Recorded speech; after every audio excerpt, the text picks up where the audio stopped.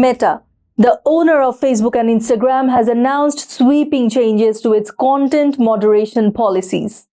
The company will now allow users to suggest that someone's sexual orientation or gender identity indicates mental illness, a type of comment that was previously banned as hate speech.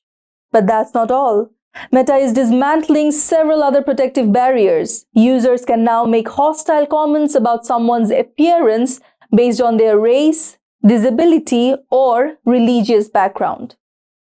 The company has also removed policies that shielded transgender and non-binary individuals from being referred to as it. LGBTQ advocacy groups contend that Meta is normalizing anti-LGBTQ hatred for profit and undermining freedom of expression. These policy shifts reflect a broader movement in social media towards what companies call free speech. But critics argue it's a dangerous rollback of essential protections for vulnerable communities. The question now facing billions of users is this: will these changes foster more open dialogue, as Meta suggests, or will they open the floodgates to unchecked harassment and discrimination?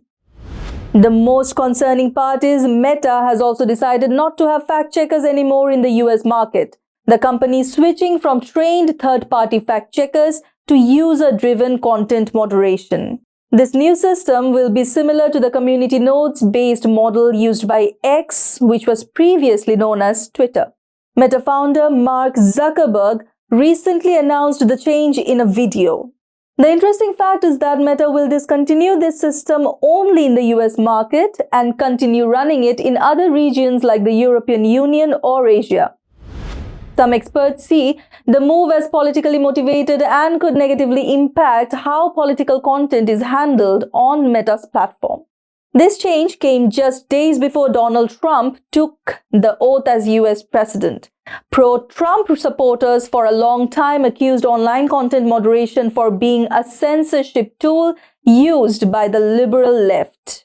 Many fact-checking organizations have criticized the move, saying it is unnecessary and politically driven. Research shows misinformation is causing major damage to people across the world. Fake news is damaging trust and respect among people, which is essential for any civil society. According to Statistica, 67% of Americans have come across fake news on social media. Even worse, 10% of US adults have knowingly shared fake news. Meta's decision to end the program in the US could make it easier for false information to spread. This change could also affect fact-checking organizations that used to receive funding from Meta for fact-checking, especially since independent fact-checking is more important than ever. Studies show the community note system has limited success in controlling false information. A study from the University of Luxembourg found that community notes reduced misleading content by 61.4%, but it responds slowly relative to how fast viral misinformation is.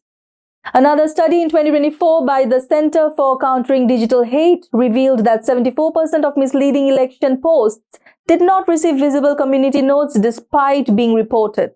Community notes are also prone to being gamed by organized actors, disinformation hubs, and troll factories.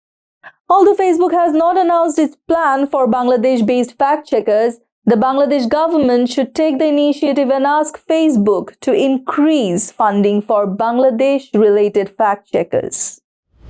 Facebook can move some of the funds that it is freeing up in the US and allocate that to the South Asian market like Bangladesh, where misinformation is rampant and causing real-world damage.